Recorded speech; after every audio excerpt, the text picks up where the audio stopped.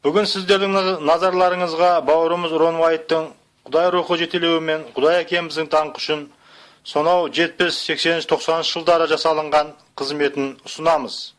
Америка құрама штатында дәрігер анестезиолог мамандығы бойынша еңбек етіп жүрген жерінен құдіретті Құдай өзінің ұлы қызметіне шақырып түрткі салады. Бұл бауырымыздың жасаған қызметі еш құдайлы қызметке ұқсамайтын бөлек өз алдына дара қызмет. Ол Құдайды әлемге таныту жолында қауымда бағушы, уағыздаушы, ізғабаршы қызметімен айналысқан жоқ. Әдетте сенушілер Құдайдан алған ашықтық аяндар арқылы бөлісіп, соны іске асырып Құдайды танытып жатса, бұл бауырымыздың Құдайдан алған аян ашықтықтары рухани қызметпен қатар осы дүниелік материалды археологиялық мамандығымен де ұштасып жатыр. Осы екі қызметті қатар қолдану арқылы Рон Уайт Құдай есімін әлемге паш ете отырып, оның даңқын асырды. Бұл кісінің атқарған археологиялық қазба жұмыстары жаратылыста болып өткен оқиғаларды қамти отырып, иеміз Иса Мәсіхтің шын мәнінде айқышта орын алған ұлы ісіне дейін еш бұлтартпас айғақтармен дәлелдеп шығады. Бұл Құдайға сенбейтіндер үлкен бір жаңалық болды. Құдай өзінің киелі кітаптық дәлелдеме уағыздармен ғана емес, осы қазба жұмыстарында табылған құнды айғызаттармен де әлемге танытты. Болып өткен оқиға белгілі бір аңызға құралмаған шын мәнінде болып өткенін көрсетеді. Бұл Нұқтың уақытында, Ибраим, Мұсаның уақытында болып өтсе, онымен қатар әрі иеміз Иса Мәсіхтің күнәларымыздың өтеуі ретінде төгілген қаны да табылып, арнайы лабораторияда зерттеліп, оның тірі қан екені де дәлелденеді. Осылардың барлығын бейне жазбалардан көре аласыздар. Бұл деректер барлығы 9 бөлімнен тұрады. Осы деректерді көру арқылы Құдайдың рахымына толып, сенімдеріңіз беки түседі деген сенімдеміз. Ал бауырымыз Рон Уайт 1999 жылдың 4 тамызында иеміз Иса Мәсіхтің қасына мәңгілікке аттанып кеткен.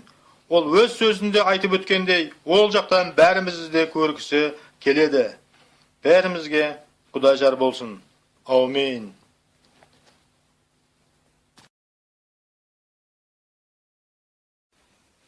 Рон Уайттың берген сұхбаты. Құдай бәрін дін аман сақтады.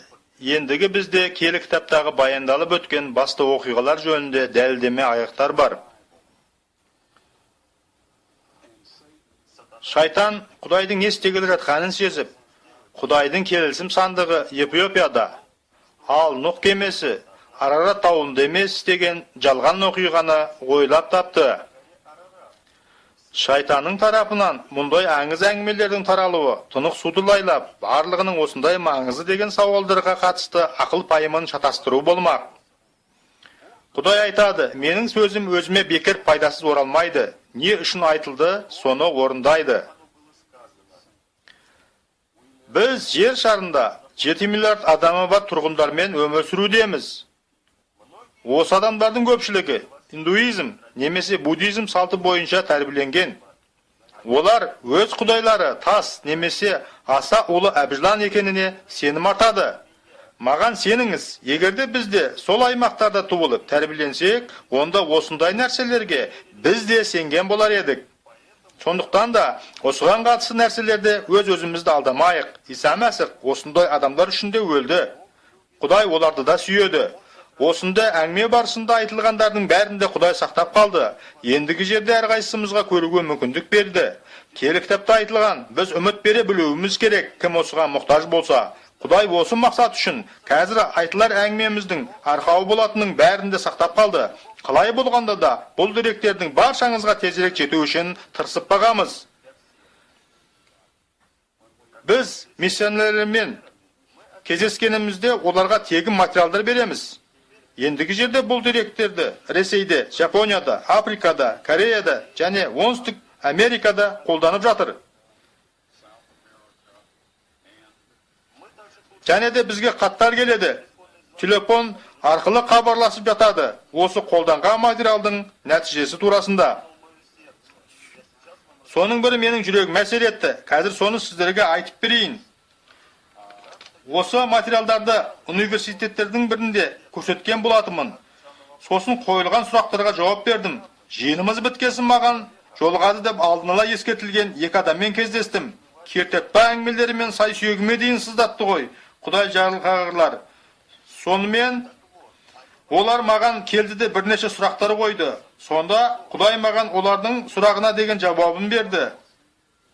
Ал арада 2 жыл өткесін олардың бірінен хат алдым. Былай деп басталған: сізге білу қызықтау болатын шығар. Ендігі жерде мен су рәсімінен өткен, иеміз Иса Мәсіхтің соңынан ерген сенушімін депті.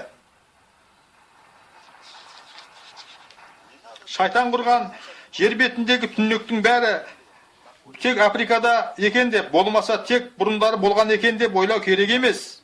Біздің арамызда да бар Құдай шындығы болып табылмайтын тәлімдерді үйретіп жүргендер. Әлгі кісінің жазған хатына қайта оралайық. Ары қарай ол кісі жазады хатында: маған ешқашанда осындай тәсілмен түсіндірмеген еді дейді, мен бұрындары сене алуым үшін. Расында да сондай адамдар кездеседі, еш түсіндірместен киелі кітапта қалай жазылған, соған солай сенуің керек дейді. Америкада 600-ге тарта протестантық бағыттағы қауымдар бар. Солардың әрқайсысының киелі кітап не айтатын турасында өзіндік пікірлері бар. Сондықтан да физик немесе теоретик болу керек емес. 600 қауымның 600-ге тарта өзіндік көзқарасының кем дегенде 599-нікі қате екенін білу үшін, сосын барып соңғы қауымның қаншалықты шындық жолында екенін танып білгеніңізде, олардың да мүмкіндігі онша көп емес екенін аңғарасыз. Киелі кітапта айтылған: бірде-бір әділ кісі жоқ, біздің әділдігіміз кірленген киімдей дейді. Сондықтан да бауырлар, өз өміріміздің тамаша күнін бастан өткізе отырып, біз әлі Құдайдың бізге бергісі келгенінен де алыстамыз демекпін. Бізге, бәрімізге Құдайдан тазарылумен қайта қалыпқа келуді алу аса қажет. Өйткені біз сондай жер шарында өмір сүріп жатырмыз. Күнәмен әбден ластанғаны соншалықты біз бірте-бірте бұған қалыптасып та кеттік. Тіптен көптеген біз көңіл білмейтін нәрселерге Құдай мәңгілік шыдай бермейді.